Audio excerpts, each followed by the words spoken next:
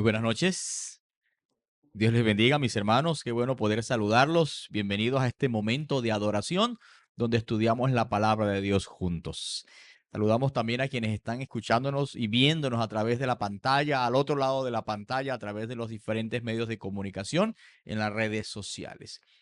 Quiero invitarles en esta hora, antes de abrir la Santa Biblia, a que podamos orar e invitar a Dios al estudio de su palabra. Oremos. Padre bueno, gracias porque nos permites esta reunión para alabar tu nombre. Gracias porque nos permites desplazarnos y llegar al templo para juntos orar, para entonar cantos que alaban tu nombre, pero que alegra nuestro espíritu. Agradecemos que tengas a bien, Señor, perdonar toda culpa y todo pecado. Agradecemos también, nuestro Señor, que tú puedes escuchar a veces oraciones que no se dicen con palabras, pero que están allí dando vueltas en la mente y el corazón. Tú que conoces la preocupación de cada uno de tus hijos, que esta noche tu espíritu, tu presencia pueda disipar la duda, el miedo, la ansiedad, la preocupación, y solo tu paz inunde nuestro ser. Danos, Señor, el don de poder comprender tu santa palabra. Danos una mente dispuesta, un corazón humilde. Danos el lenguaje para expresar tus verdades, a fin de que lleguen al corazón y produzcan frutos de vida eterna. En Cristo Jesús. Amén. Bien, vamos a darle continuidad a lo que decíamos la noche anterior, anoche. ¿Quiénes pudieron venir anoche? A ver, levante la mano quienes pudieron venir anoche. Ok, qué bueno. Anoche hablábamos de ese pensamiento que está en la Biblia que dice que el día y la hora nadie sabe, que la fecha de la segunda venida de Cristo es algo que está exclusivo como potestad del Padre, que es un conocimiento exclusivo de Él, y que como iglesia nos corresponde es preparándonos para cuando Él venga, sea que tarde mucho o sea que venga muy pronto, que la preparación consiste en estar haciendo su voluntad, orando, compartiendo su amor, compartiendo la esperanza con quienes nos rodean, que si Cristo viene en nuestros días y estamos bien con Él, alabado sea su nombre, somos salvos. Pero si nos sorprende el descanso, el sueño del descanso de la muerte, también debemos estar en paz con Dios, porque Él ha prometido que un día despertará a aquellos que han muerto con la esperanza en Cristo. Hay un milagro que acontece en ocasión de la segunda venida, y fue el que no alcanzamos a mencionar anoche, y es que cuando la Biblia habla de la necesidad de prepararse para la segunda venida de Cristo, lo habla en un sentido de urgencia, leíamos anoche. Pero también al lado de ese tema hay otros versículos, otros pasajes de la Biblia que también tienen un lenguaje de una urgencia muy sentida. Por ejemplo, cuando uno estudia Hechos 22:16, Pablo utiliza un lenguaje donde le dice a quien le está escuchando: ¿por qué te detienes? Ahora es la decisión. Es inmediatamente, es de una vez. No lo dejes para después. Cuando escribe la carta a los Corintios dice: hoy es el día aceptable. Ahora es el día de la salvación. Cuando hablan de la necesidad de arrepentirse, la Biblia utiliza un lenguaje que tiene un sentido de urgencia. Con inmediatez, reconocer que nos equivocamos, buscar al Señor, arrepentirnos. Hay un milagro que acontece en ocasión de la segunda venida y quiero hablarles de él. Pablo hace mención en la carta a los Corintios y dice lo siguiente. Dice: he aquí os digo un misterio. ¿Qué es un misterio?, pregunto yo. Algo misterioso es algo misterioso, y como es un misterio yo no lo puedo explicar, porque si yo lo explicara dejaría de ser misterio. Y Pablo dice: les voy a contar un misterio que él tampoco podría explicarlo, sino solamente decirlo tal cual como a él se le fue presentado. Él dice: no todos dormiremos o no todos moriremos, pero todos seremos transformados. Ahora, miren lo que él está diciendo. No todos los que están en ocasión de la segunda venida van a morir. Unos, cuando Cristo venga, estarán vivos, pero sea que haya bajado a la tumba o sea que esté vivo, igual todos deben y necesitan, precisan ser transformados. ¿Y en qué consiste esa transformación? Miren lo que sigue diciendo. Será en un momento, en un abrir y cerrar de ojos. Yo pregunto, ¿qué tiempo tardas en abrir y cerrar los ojos? En espabilar, dicen algunos. Dice Pablo, el tiempo que tardará esa transformación será así, en un abrir y cerrar de ojos. Y sigue diciendo la Biblia, a la final trompeta, porque se tocará la trompeta y los muertos serán resucitados incorruptible y nosotros seremos transformados. Saben, este proceso es una cosa que se puede escapar más de una vez de la comprensión humana. Quienes estuvieron hace 2 noches acá, leíamos que hay un párrafo en el don profético que describe esto. Y dice que quienes salgan de la tumba dejarán todas las limitaciones allá en la tumba, imperfecciones en la tumba. Saldrán de allí para disfrutar la eterna lozanía de la juventud. Todos los defectos y limitaciones quedaron allá. Es decir, si alguien murió con alguna condición de discapacidad, eso quedó en la tumba. Si alguien había muerto por alguna enfermedad, no importa cuál fuese la enfermedad, esa enfermedad se quedó en la tumba. La persona sale de la tumba sin esa enfermedad. Si a alguien por alguna condición física le faltaba un brazo, una pierna, un ojo, alguna situación, todo eso dice, queda en la tumba. Pablo en sus palabras lo dice, que los muertos son resucitados incorruptibles y nosotros seremos transformados. Ahora, hermanos, esta transformación nos va a explicar mucho en esta hora. Miren, hace unos cuantos días estabas iniciando una semana de evangelismo en algún lugar del mapa y sucedió algo curioso. Yo llegué en la mañana del sábado para predicar, pero los ancianos de iglesia y unos líderes me invitan a una sala de juntas. Me dicen, pastor, queremos pedirle un favor. ¿Qué sería? No, lo que pasa es que nosotros cuando hacemos campañas, normalmente una semana antes, todos los grupos pequeños, todos los grupos familiares de la iglesia, hacemos una semana de oración allá en casa. Entonces los grupos pequeños oramos por la campaña. Encomendamos en manos de Dios la campaña y cada vez que hacemos una campaña nos proponemos un número de personas, 10, 15, 20 personas para bautizar.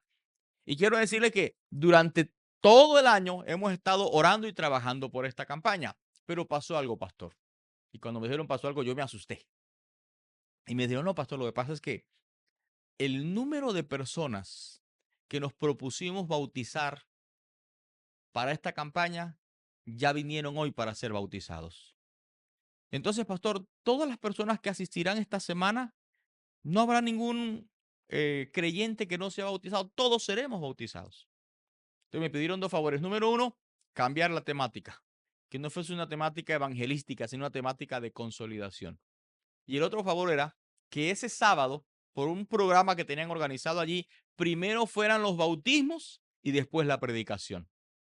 Así que yo dije, no, he venido a servirles, así que estoy a disposición de lo que ustedes determinen. Bautizamos primero, terminamos la ceremonia de bautismos, la iglesia estaba en un ejercicio de alabanza, de canto, de adoración. Yo fui a la oficina pastoral a repasar un poco el bosquejo de mi predicación y cuando estaba haciendo eso, uno de los jóvenes, calculo yo unos 25, 30 años, que se había bautizado unos minutitos antes que estábamos en el agua, él salió para su vestir, yo salí para el mío. Ahora él, todavía con el cabello un poco mojado, se colocó allí justo en la entrada de la oficina pastoral de esa iglesia. Y me mira a los ojos y me hace la siguiente pregunta, pastor, ¿y ahora qué? Y yo le pregunto, ¿qué de qué? Pastor, ¿ahora qué hago? Y le digo, mira, entra al santuario, ponte cómodo en la iglesia, disfruta el programa que luego vamos a adorar juntos estudiando la Biblia. Pastor, usted no me está entendiendo, dice él. Y ya cuando él me dijo así, ya había un tono de preocupación en su mirada y en su voz. Y ahora yo le digo, ¿tú quisieras sincerarte conmigo? ¿Qué es lo que te preocupa? Ahora mira lo que él me dice, pastor. Yo quiero decirle que yo no empecé a creer en Dios en estos días, ni conocí la iglesia estos días, pastor. Yo conozco hace rato la iglesia. Y más de una vez quise bautizarme, pastor. Pero hay cosas que me producían miedo tomar esa decisión. Uno de los miedos, por ejemplo, pastor, es que más de una vez vi que así como alguien entró a la iglesia, otro día también se fue. He visto gente que le da la espalda a Dios, le da la espalda a la iglesia y regresa al mundo. Pastor, y yo me conozco. Y como me conozco, a mí me daba miedo bautizarme. Porque yo decía, no, yo no sirvo para ser un creyente o juicioso, obediente. No, eso no va conmigo, pastor, porque yo me conozco, conozco mis debilidades, mis errores, mi fragilidad, y yo no sirvo para ser fiel. Yo no tengo la capacidad de ser fiel a Dios. Entonces a mí me daba miedo comprometerme y fallarle a Dios. Pero pastor, cuando yo veo a los hermanos cómo cantan, cómo se gozan, cómo oran, lo que hacen por los cultos, por las personas, la devoción de ellos, he visto el amor de Dios en ellos. Y esta semana, todas las noches fui a la reunión familiar allá en la casa del grupo pequeño donde lo hacemos. Y yo sentí otra vez el llamado aquí, pastor. Yo creo que Dios me está llamando. Por eso me bauticé esta mañana. Pero ahora, pastor, mi pregunta es, ¿ahora qué? ¿Ahora qué hago? Pastor, ¿hay una forma, algún truco, algún secreto para ver una vez alguien que se bautice en la iglesia permanezca fiel en la iglesia hasta el fin?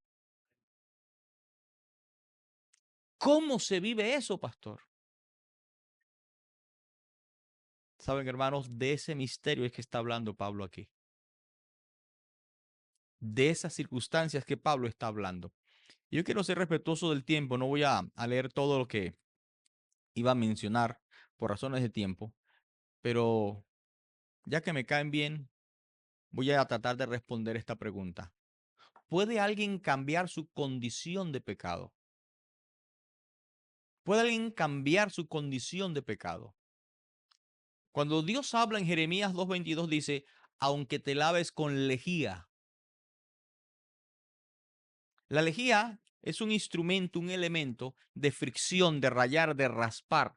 Si yo tuviese un poco de lejía esta noche y la frotara sobre esta madera, raspa la madera, carcome la madera, fricciona la madera, le quita esa capa que encima tiene la madera. Ahora, ¿qué está diciendo? Aunque te laves con lejía. ¿Usted puede imaginarse a alguien de manera masoquista friccionando su piel con lejía? Se va a herir, se va a lastimar, se va a lacerar, va a sangrar. Ahora Dios está diciendo, aunque te laves con lejía y aunque amontones jabón sobre ti, la mancha de tu pecado permanecerá aún delante de mí. Dijo, ¿sabes qué está diciendo Dios? Hagas lo que hagas, sigue siendo pecador. Lo que Dios está diciendo es, no tienes poder humano en ti para dejar de ser pecador. Nacimos pecadores. Crecemos siendo pecadores. ¿Saben? Hace unos cuantos días atrás fui a llevar una santa cena a un hermano nuestro que por su condición de salud y por la edad ya no puede ir hasta la iglesia. Así que ese 13º sábado no pudo ir al culto. Pero entonces fui a llevarle la santa cena a su casa. Y este hombre con 75, 80 años de edad quizás, yo le pregunto, antes de orar, ¿qué te gustaría que le pidiéramos a Dios por ti? Y él me dice, pastor, ¿sabe qué quisiera yo? Que Cristo viniera pronto. Que Cristo viniera pronto, pastor. Y ojalá, pastor, fuera lo más inmediato. ¿Sabe por qué? Porque estoy cansado de pecar. Estoy hastiado de equivocarme. Y él me dice, pastor, a veces me da vergüenza que más de una vez he tenido que arrodillarme para pedir perdón a Dios y a veces hasta por el mismo pecado. No quiero más eso, pastor. Porque Pablo está diciendo que cuando Cristo venga, este cuerpo que le gusta el pecado nunca más volverá a pecar. Este cuerpo mortal nunca más será un cuerpo mortal, nunca más va a morir. Por eso quiero que Cristo venga pronto. Saben, hermanos, a la luz de esta declaración, yo quiero pensar en lo siguiente. Miren, ¿cuántos hemos sido afectados en esta condición de pecado? La Biblia dice en Romanos 3:10-12, dice, como está escrito, no hay justo ni aún uno. Si el Señor Jesús estuviese aquí, él lo diría de otra manera. En algún momento él hizo la siguiente afirmación: aquel que esté libre de pecado, siéntase en libertad, porque como él no tiene pecado, de atreverse a mencionar el pecado del otro. Es decir, no tienes el derecho de señalar el pecado de otro solo porque tú pecas de manera diferente. C.S. Lewis lo decía de otra manera, él decía, si el pecador más, bueno, voy a utilizar otro término, ¿no?, para hacerlo más simple la comprensión. Si el pecador más pecador que usted conoce no es usted, entonces usted debería conocerse mejor a sí mismo. Y yo creo que decía mucho en su frase. Justo no hay ni siquiera aquel que esté libre de pecado, lance la primera piedra. Ahora, mis apreciados, todos nosotros nos descarriamos como ovejas. Cada cual se apartó por su camino, dice la Biblia. Todos nacimos malos, todos nacimos lobos, todos nacimos pecadores. Y en consecuencia, la Biblia dice que el pecado que nace en nosotros, es decir, el ser humano nace pecador y por eso peca. Ahora dice que no solamente comete pecados por ser pecador, sino que en consecuencia va a morir. Pablo lo dice así: por tanto, como el pecado entró al mundo por un hombre y por el pecado la muerte, así la muerte pasó a todos los hombres por cuanto todos. Pablo en sus términos diría, el pecado es herencia genética, viene en nuestro ser. Por eso es que mucha gente tiene la siguiente dificultad: lucha contra el pecado, se esfuerza contra el pecado, pero por más que se esfuerza, no logra obtener la victoria. Es como si un día usted encontrase un león diciendo, Señor, a partir de hoy voy a hacer el esfuerzo por ser vegetariano. Nunca más comeré carne. ¿Pero qué come el león? Carne. Es como si usted encontrase un pez que dijese, Señor, te prometo, a partir de hoy no voy a andar más en el agua, porque mi religión me enseñó que andar en el agua es pecado. Así que voy a hacer el esfuerzo, Señor, y nunca más andaré en el agua. ¿Tiene un pez naturaleza para no hacer eso? No. El pecado es una condición, una naturaleza. Por eso está en la genética del ser humano. Ahora, mis hermanos, yo quiero explicar esto a través de un ejemplo bíblico. ¿Cómo funciona ese proceso de transformación del que la Biblia habla? En esta hora, yo voy a citar un pasaje que no voy a leer por razones de tiempo, pero quiero contarles a través de este ejemplo cómo es que funciona el proceso de la transformación. En segundo libro de Samuel, capítulo 23 y versículo 8, está un título en su Biblia que se llama Los valientes de David. Y le voy a contar. David empieza una vida militar y con esa vida militar, él inicialmente lo siguen 400 hombres. Pocos días después aparecen 200 más. ¿Cuántos son 400 más 200? 600. Muy bien. De esos 600, él toma 30. Y esos 30 los hace como su escolta personal, como su guardia más cercana, hombres de confianza, y les da hasta cargos de jerarquía, de mando para el resto del ejército que él tenía. Pero escúchame lo que sucede. Dentro de la historia de las hazañas de este ejército, se cuenta que David tenía unos más cercanos en cuanto a cargos o cargos más altos, y así sucesivamente. Pero que estos cargos parece que fueron nombrados por meritocracia, es decir, tuvieron que hacer méritos para poder ganarse el puesto y estar allí. Resulta, pasa y acontece que cuando usted va a ese pasaje del segundo libro de Samuel, capítulo 23, aparece un tal Yosed Besebes. Y este Besebet se dice que lo llamaban el Tadmonita. Se dice que este se ganó el puesto de ser el primero al mando porque en una ocasión él va a la guerra, él solo va a la guerra y derrotó a 800 hombres del ejército enemigo. Ahora, si usted me pregunta, pastor, ¿cómo así? Un solo hombre va a luchar contra 800 y él gana. Hermano, no sé cómo fue, pero la historia dice que así fue. La historia dice que así fue. La Biblia registra los hechos y el don de profecía lo confirma. ¿Cómo este hombre va a la guerra y él solo derrota a 800? De hecho, ¿sabe cómo termina la reseña histórica? Diciendo, aquel día en que él hizo esa hazaña, la hizo porque Dios le dio una gran victoria. Yosef Besebet, así lo dice la Biblia. Pero luego aparece otro. Y este Eleazar se dice que era hijo de Dodo el Ahoita. Era uno de los 3 valientes que estaban con David cuando desafiaron a los filisteos que se habían reunido allí para una batalla. Ahora le voy a contar. Dice el verso 10 que este hombre se levanta en la guerra, hirió a los filisteos hasta que su mano se cansó.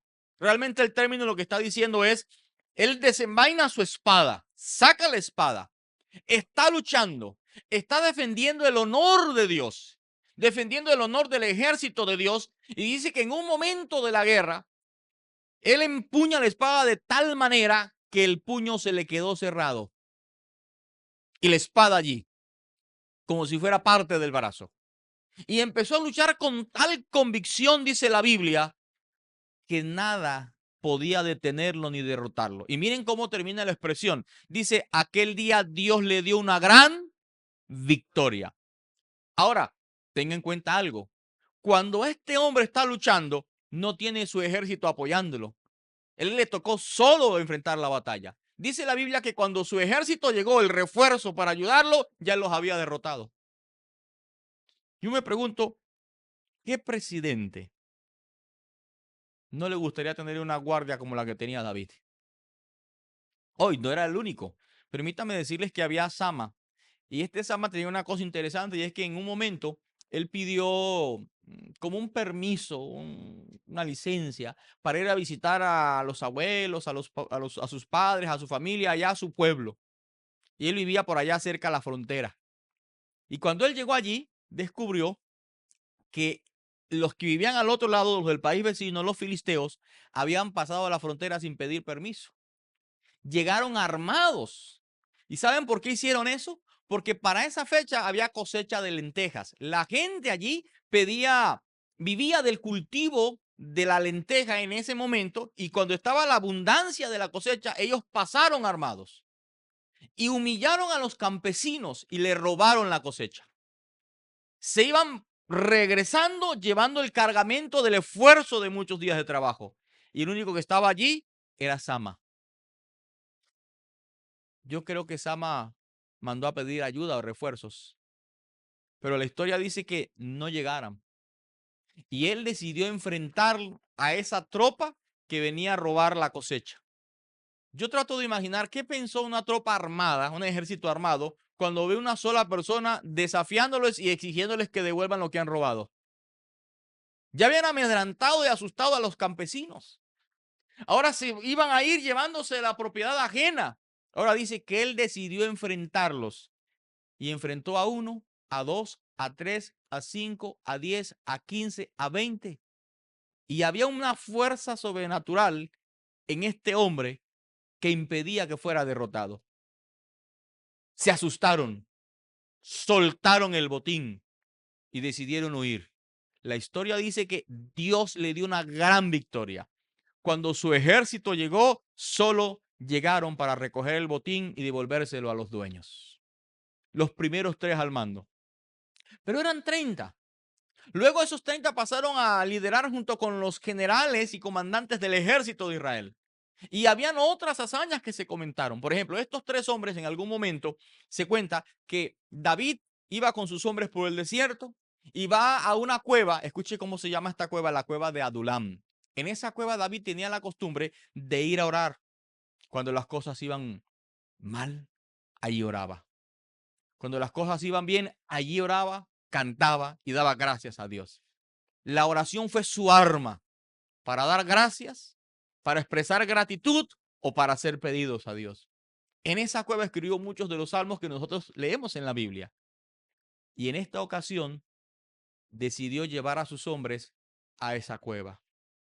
De paso, cuán importante es que nosotros, cada uno, pueda tener su propia cueva de Adulam, su propio momento para estar a solas con Dios. Allí llevó él a sus hombres. Pero dice la historia, ustedes la pueden leer con tiempo, que David suspiró y dijo, ay, cómo me gustaría tomar un poco de agua. Todos los soldados tenían agua.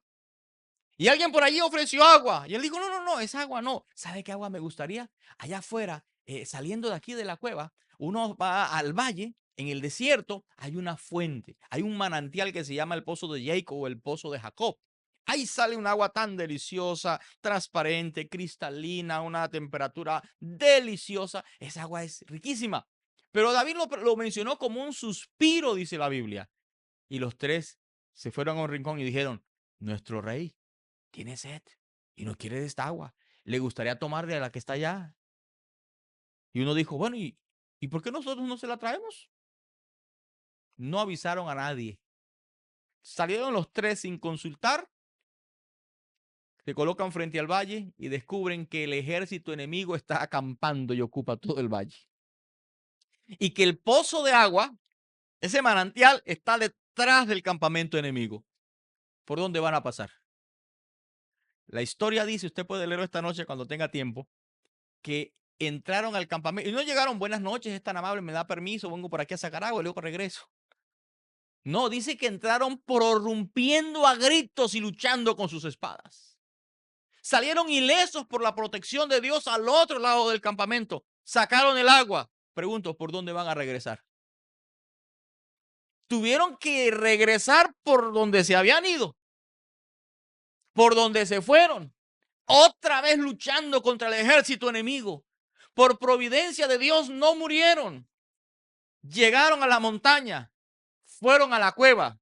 Aquí entre nosotros yo pienso que el agua ya no estaba tan fresca. Yo me imagino que cuando David los vio, ¿y ustedes qué?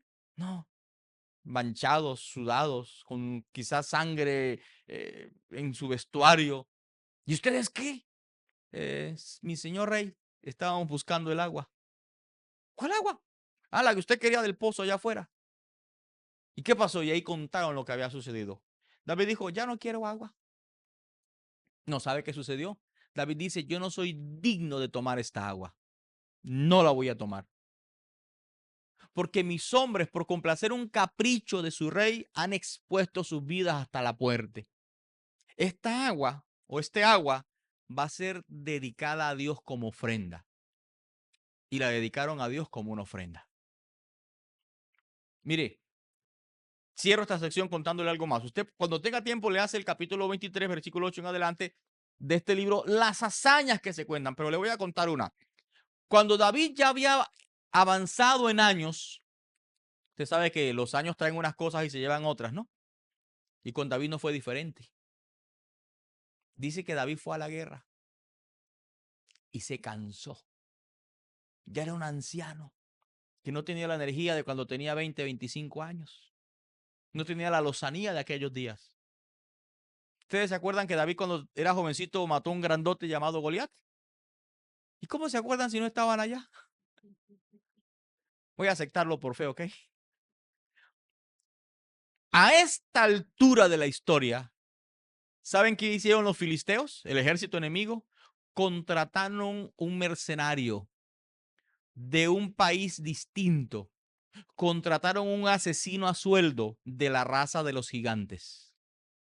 Y lo trajeron con una misión. ¿Saben qué le dijeron a ese mercenario? Le dijeron, mira, ¿tú te acuerdas de David? Ese que cuando era jovencito con una piedra mató a uno de ustedes, de la raza de ustedes. Bueno, ese grandote de la raza de ustedes era de nuestro país. Y si quieres vengar la muerte de ese hombre de la raza de ustedes, que también era de nuestro país, te vamos a pagar para que mates a David. El más calificado en este momento para esa labor eres tú. Y dice la Biblia que contrataron a un egipcio de la raza de los gigantes y lo llevaron a la guerra para matar a David. Ahora, cuando está el furor de la batalla, el furor de la guerra, ¿quién creen ustedes que estaba buscando ese gigante? ¿A quién estaba buscando para pelear con él? A David. Pero la historia dice que en esa guerra David se cansó y cayó. Y en el furor de la batalla, el único que se percató de eso era el más jovencito de la guardia de David. No solamente el más jovencito, sino el más desarmado. Porque la historia dice que había un jovencito que lo único que tuvo a la mano para defender a su rey era el báculo. Imagínense, ¿cómo le llamamos aquí? el palo de la escoba, qué sé yo. Un báculo, un bastón. Ahora imagínate, él es el único que se percata y dice la historia que él va y se coloca entre ese grandote forrado de metal y el anciano rey que está cansado allí. Y se colocó en medio de los dos para cuidar a su rey. Y desafió al gigante. Ahora, ese grandote gigante venía con espadas, lanzas, jabalines, escudo y auxiliares para cargar el resto de su armamento, de todo lo que traía para la lucha. Y dice la historia que este hombrecito, jovencito, lo ha desafiado. Yo trato de imaginarme qué le dijo. ¿Qué cree usted que le pudo haber dicho? Usted se imagina que el jovencito mira al grandote y le dice, si tú piensas matar al rey, primero tienes que vértelas conmigo y matarme a mí primeros. Y yo me imagino que el grandote se inclinó así, lo miró y le dijo, como si fuera tan difícil. Pero cuando usted lee la Biblia descubre que este jovencito entró en la lucha y con el báculo que tenía en la mano, con algo parecido a un bastón, yo no sé si era ninja o qué, pero dice, le arrebató la espada al gigante. Le quitó la espada al gigante y él tomó la espada y le dijo, ahora sí, véngase. Bueno, esa cursiva es mía, ¿no? Ahí no dice eso, pero trato de imaginar. Y dice que ahora con la misma espada del gigante mató al gigante. Cuando terminó la guerra, el ejército tomó la decisión que David no volvía más a la guerra, porque ya su condición no le permitía luchar como antes. Y ustedes pueden leer otras hazañas. A donde quiero llegar con esto, mis hermanos, es lo siguiente. ¿De dónde sacó David un ejército tan poderoso? Hombres tan aguerridos y valientes. Yo les tengo un dato que valdría la pena mencionar en esta hora. Y quiero que me acompañen y viajemos en el tiempo en este momento. Y vayamos al momento en que David ahora es jovencito y apenas va a empezar a recibir hombres para su ejército. Vamos al pasado y veamos de dónde lo sacó. Porque cuando uno lee la historia aquí, ve cómo está terminando con sus grandes hazañas. Pero vamos al origen. Años atrás, ¿cómo fue eso? Primer libro de Samuel, capítulo 22. Para aquellos que no saben dónde está, primer libro de Samuel está antes del segundo libro de Samuel, ¿ok? El capítulo 22, viajando en el tiempo, miren lo que dice. Si usted tiene una Biblia, puede acompañarme, si no, puede mirar la pantalla. Dice el versículo 1 en adelante, dice, yéndose luego de David de allí, huyó a la cueva de Adulam, y se juntaron con él todos los afligidos, y todo el que estaba endeudado, y todos los que se hallaban en amargura de espíritu, y fue hecho jefe de ellos y tuvo consigo como 400 hombres. Cuando usted va al siguiente capítulo, dice el versículo 3 que no solamente eran afligidos, menesterosos, endeudados, sino que también eran cobardes. Y uno dice, ¿esto no encaja en la historia? Porque cuando estamos leyendo las hazañas que lograron, eso no encaja con la descripción de cómo empezaron. De hecho, mire, ¿sabe por qué los llaman cobardes? Admitido por ellos mismos. Porque iban a libertar la ciudad de Keila, que estaba siendo sitiada por el enemigo. Y dice allí que se dividieron y colocaron 400 en la guerra y otros 200 dan la vuelta, atacan por detrás y en la retaguardia acaban con el enemigo. Y así armaron la estrategia, se fueron a la guerra. Solo que pasó 1 hora, 2 horas, 3 horas, 4 horas, 5 horas y los de la lucha no llegaban. David llegó a pensar que habían muerto. Ni siquiera lograron llegar al punto de encuentro para la batalla. Y a estos pobres 400 les tocó defenderse como pudieron, pero lograron la hazaña. Cuando terminó la batalla, iban a hacer lamentación por los otros 200 que habían muerto y resulta que fue que no habían muerto, sino que de miedo nunca pudieron salir del escondite. Y dijeron, David, nos dio miedo, por eso no fuimos a la guerra. Es decir, miren lo que está diciendo. Yo voy a leerlo otra vez. Dice aquí, yéndose luego David de allí, huyó a la cueva de Adulam. Verso 2. Y se juntaron con él todos los afligidos. Todo el que estaba endeudado. Todo el que se hallaba en amargura de espíritu. Voy a quedarme aquí un momentico. Todos los afligidos. ¿Qué es un afligido? ¿Sabe qué es un afligido? Es aquel que lo llama a uno y le dice, pastor, ore por mí, tengo la depre. Y coloca una cara de tragedia. Es un afligido. Le duele todo.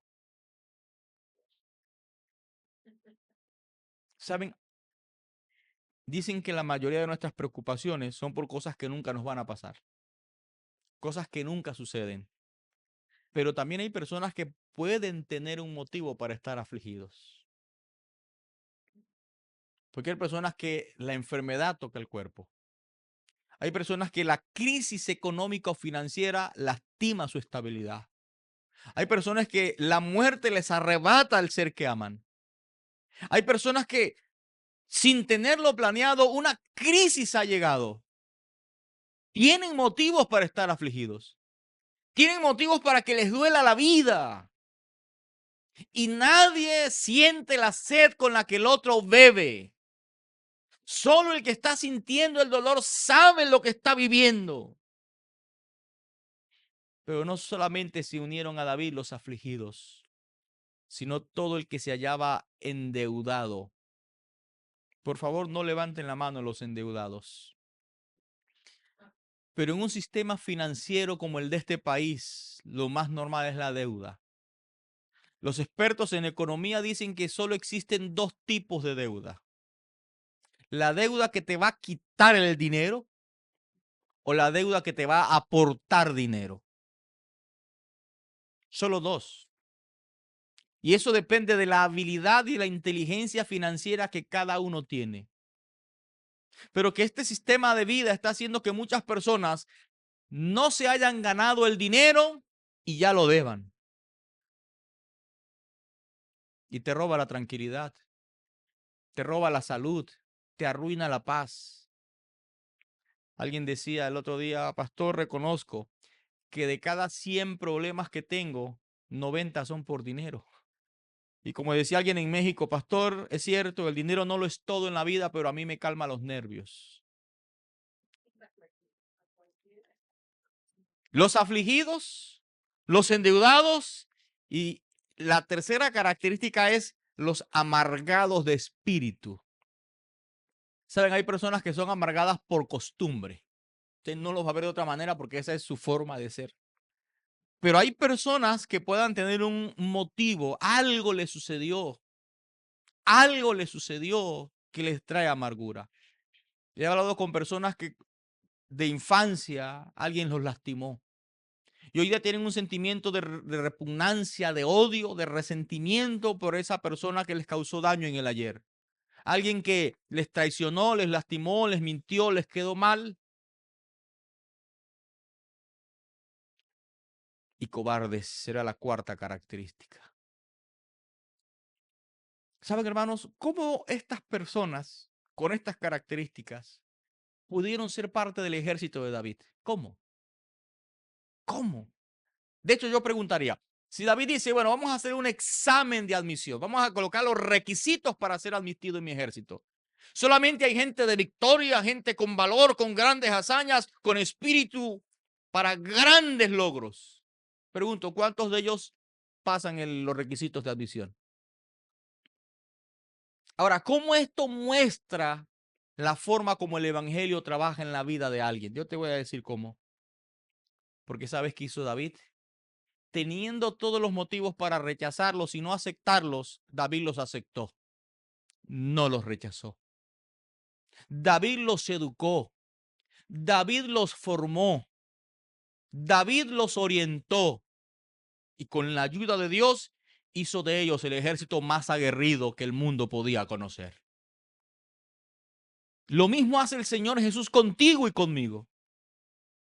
No importa lo que hayas hecho. No importa a dónde te hayas ido. No importa qué miedos dan vuelta en tu mente. No importa las cosas que tratan de robarte la paz. No importa el pecado que te amarra. El Señor Jesús te recibe. Él dice, todo el que a mí viene, no lo rechazo. No le echo fuera. Todo lo que el Padre me da, vendrá a mí. Y yo no lo rechazo. Ahora el Señor Jesús te recibe. Y recibe un incrédulo como Abraham, lleno de dudas y de miedos, y lo convierte en el patriarca de la fe. Convierte o recibe más bien a un inseguro, indeciso como Moisés, y lo convierte en el libertador de Israel. Recibe a un impulsivo como Pedro y lo convierte en un apóstol de fe. Recibe una ex ramera como Rahab y la convierte en un héroe en la galería de la fe. Es decir, Jesús toma a las personas, las recibe como están, no importa su pecado, va trabajando con ellos y ahora los presenta candidatos del reino de los cielos. Lo mismo hace el Señor. Saben, mis hermanos, aquí hay una grande lección. Dios está trabajando con cada uno de sus hijos. Cuando Pablo habla en su carta a los Filipenses, el capítulo 1 y el versículo 6, él dice, el que en nosotros empezó la buena obra, la irá perfeccionando hasta el día en que Jesucristo vuelva por segunda vez a esta tierra. ¿Te das cuenta de esa promesa? Pablo está diciendo, Dios empezó una obra en ti y en mí. Dios la empezó. Y ese mismo Dios que la empezó, la va a seguir transformando, va a seguir trabajando en tu vida y en mi vida, evolucionando. Hoy debo estar mejor que ayer, mañana estaré mejor que hoy. Cada día mejorando, cada día creciendo. Él dice, el que en nosotros empezó la buena obra, la irá perfeccionando hasta el día en que Jesucristo vuelva. Hasta el día de Jesucristo, dice él. Pregunto, ¿quiere eso decir que aquellos que ya se bautizaron todavía tienen pruebas y luchas? ¿Quiere eso decir que aquellos que ya le entregaron la vida a Jesús todavía pueden estar enfrentando la tentación? Pregunto, ¿quiere eso decir que aquellos que ya se bautizaron es posible que todavía necesiten seguir mejorando? El peligro es que no estés mejorando, que no estés creciendo.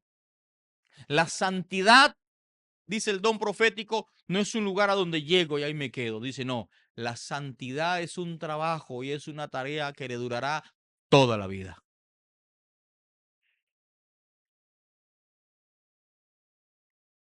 La buena noticia es que Dios no ha terminado contigo todavía. La buena noticia es que Dios todavía está obrando. ¿Puedo leer una cita del don profético para terminar esta noche? Ya que me caen bien, les voy a regalar dos citas. Mire, esta es maravillosa. Mire lo que dice esta cita. Las tendencias al mal. Un momentico. Pregunto, ¿cuántos tenemos alguna tendencia al mal? Justo no hay ni siquiera uno, dice la Biblia.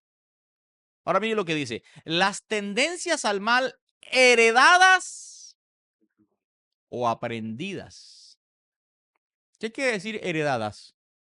La ciencia la llama herencia genética. Hijos de padres alcohólicos tienen mayor propulsión, tendencia a que puedan desarrollar el hábito del alcohol. Herencia genética. Tendencias que se heredan. Pero dice que unas tendencias pueden ser que se heredaron, pero otras no fue que la heredé. La otra fue que la aprendí. Pablo decía, las malas compañías corrompen hasta las buenas costumbres. Y usted dice, pero fulano que nació de un hogar así, ¿por qué se comporta de esa manera? Aquí dice que hay dos tipos de tendencia, la que uno hereda o la que uno aprende. Como diría alguien, las malas mañas que se toman en el camino.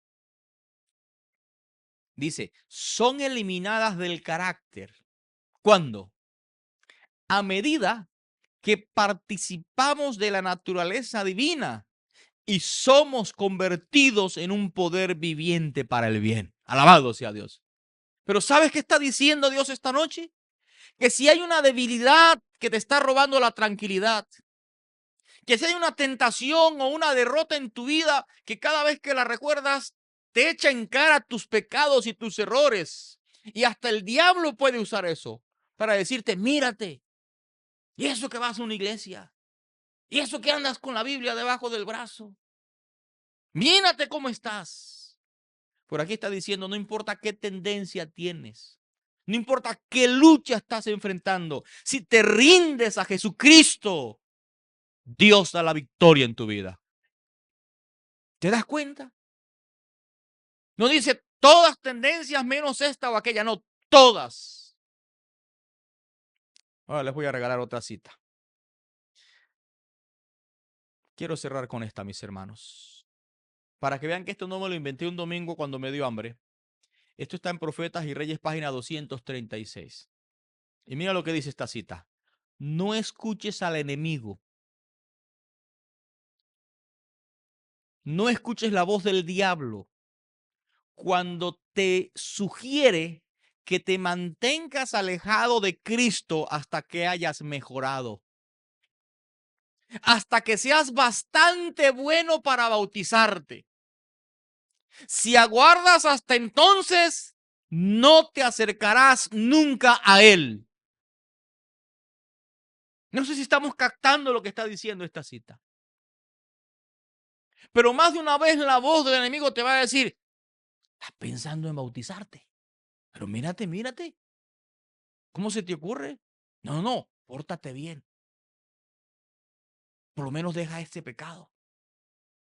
Cuando no te guste aquello, cuando no te guste esto otro. Y tú te piensas bautizar gustándote esa música y diciendo esas palabrotas. Pero mírate los malos hábitos que tienes. Vas a ir así a la iglesia y te atreves a cantar a Dios con esa boca tan sucia con el vocabulario que tienes. Hermanos, aquí está diciendo, la voz del enemigo es esa que te hace pensar, que te habla y te dice, cuando ya no hagas ningún mal, cuando ya te portes bien, cuando no cometas ningún pecado, ahí sí ve a la iglesia. Mentira. Aquí dice esa es la voz del enemigo. Saben, hermanos, que hay más de una vez en que la voz de la conciencia es la voz del diablo. Y hay momentos en que la voz de la conciencia es la voz del Espíritu Santo. Pastor, ¿cuándo es la voz del Espíritu Santo? Cuando te dice que te has equivocado, pero que en Cristo hay perdón. Cuando te dice reconcíliate con Él. Cuando te dice, si has pecado, si te has equivocado, si caíste, aléjate del pecado, pero no de Dios. Porque aquí lo que está diciendo es, debes venir a Jesús tal cual como estás. Y preguntaría esta noche, hermanos, si puedes cambiar tu vida solo por ti, entonces ¿para qué necesitamos a Dios? ¿Saben ustedes que el cielo estará lleno de puros ex borrachos, ex adúlteros, ex mentirosos, ex perezosos? Y la lista sigue. Pero yo te pregunto esta noche, ¿te gustaría dejarte alcanzar por Cristo? El lo profético dice, esta es una tarea de toda la vida. Cada día vas a ver la obra de Cristo. ¿Puedo hacer un examen de humildad esta noche? Levanten la mano los bautizados. Los bautizados, levanten la mano. Okay. Gracias. Bajen la mano. Voy a hacer una pregunta. ¿Cuántos de los que ya somos bautizados, sí, pensamos en la persona que éramos cuando el Señor nos llamó? Pregunto, compare esa persona con la persona que usted es hoy. ¿Es la misma persona o ha venido mejorando? ¿Hemos cambiado mucho? Ok, les hago una segunda pregunta. ¿Cuántos de los que hemos sido bautizados, que acabamos de hacer esta admisión, si nos comparamos con lo que Dios nos ha dado en su palabra, reconocemos que todavía nos hace falta seguir cambiando? Entonces, ¿está Dios trabajando en nuestra vida? Yo no sé si hay alguien que no es bautizado, no es bautizada, que necesita ser alcanzado por Jesús. O alguien que fue en algún momento bautizado o bautizada y por esas cosas que a veces trae la vida, se hizo a un lado del camino y necesita reconciliarse con Dios. Yo quiero preguntarte en esta noche, ¿puedes darle a Jesús la oportunidad de reconstruir tu vida? ¿Puedes darle a Dios la oportunidad de reescribir tu historia? ¿Te gustaría darle a Él la oportunidad que trabaje en tu vida para que pueda sorprenderte con la obra grande que vas a hacer? Ha llegado el momento en que le digas, Señor Jesús, toma mi vida. Es tuya. haz con ella lo que te plazca, porque conmigo no he podido hacer muchas cosas. ¿Saben lo lindo del bautismo? Es que cuando alguien viene a Jesús, viene trayendo sus defectos, sus logros, pero también sus derrotas, sus tristezas, sus alegrías, pero también los lamentos que están allí. Cosas que a veces no quisieras decir con nadie o hablar con nadie, pero que Dios conoce. Y cuando tú entras al agua, cuando el pastor te bautiza, sales del agua. Quien salió del agua ahora es una persona plena en Cristo. Es una persona que el Espíritu de Dios va a trabajar en su vida. Y vas a ver cómo la paz de Dios va a llenar esos vacíos del alma. Y vas a ver cómo Cristo empieza a obrar en tu vida. ¿Sabe qué es lo más icónico de esto? Que cuando yo converso con muchas personas me dicen, pastor, yo no sé a qué horas dejó de gustarme el cigarro. Hace unos días atrás conversaba con alguien y me decía, pastor, ¿sabe que yo era un fumador empedernido? Parecía una chimenea andante, pastor. Pero pastor, yo no sé a qué horas dejó de gustarme el cigarrillo. Hoy día me fastidia el olor al cigarro. ¿Cómo sucedió? No sé, solo sé que sucedió. He conversado con personas adictas al alcohol. Ya por sus poros emanaban olor a alcohol. Y tú les preguntas, ¿cómo fue? Yo no sé. Solo sé que ahora no me gusta. Solo sé que ya el olor me molesta. Alguien que forma parte de la iglesia me dijo, pastor, sabe que yo nunca señalo y juzgo a un borracho, porque yo sé lo que es pasar por ahí. Yo sé lo que es sentirse derrotado por la bebida. Por eso lloro por ellos, porque de allá me sacó el Señor. ¿Cuándo dejó de gustarme? No sé, solo sé que ya ni me llama la atención. Yo no sé qué lucha puede haber en tu vida, pero puedes reconciliarte con Dios esta noche. Yo pregunto, ¿entre nosotros habrá alguien que necesita renovar su bautismo, reconciliarse con Dios? Amén. ¿Saben que es lindo este sábado poder celebrar una gran ceremonia de bautismos? Y si quizás alguien me está escuchando a través de la pantalla, aquí en la iglesia El Camino a Cristo en el Bronx, tú puedes renovar tu pacto con Cristo. Puedes salir de las aguas limpio, limpia, y Dios reescribirá tu historia. Pero si aquí en nuestro auditorio hay alguien que quisiera entregarle la vida a Jesús, no tengas miedo. Este es el momento de hacerlo. Puedes salir esta noche de este lugar sintiéndote libre, porque Cristo es libertad. ¿Podemos colocarnos de pie para que descanse la silla? Yo quisiera preguntar, ¿entre nosotros habrá alguien que le gustaría decirle, Señor, quisiera entregarte mi vida a través del bautismo? Y yo quiero orar por esa persona. Y si quieres decirle, Señor, quiero entregarte mi vida a través del bautismo, solo levanta tu mano y vamos a orar por ti. Ahí está una mano levantada, Dios te bendiga. Habla otra mano que se levante diciendo, Señor, quisiera ser bautizado. Dios te bendiga, ahí está otra mano levantada. Vamos a orar, mis hermanos. Amado Dios, hay poder en tu palabra. Gracias porque nos recibes tal cual como somos. Gracias porque nunca dejaste de amarnos. Oro por esas manos que se levantaron, expresando con ellos su deseo de ser bautizados. Oro para que tu espíritu les bendiga. Oro para que se sientan amados por ti, para que crean tu llamado, para que vivan tu promesa. Y que cuando salgan de las aguas, Señor,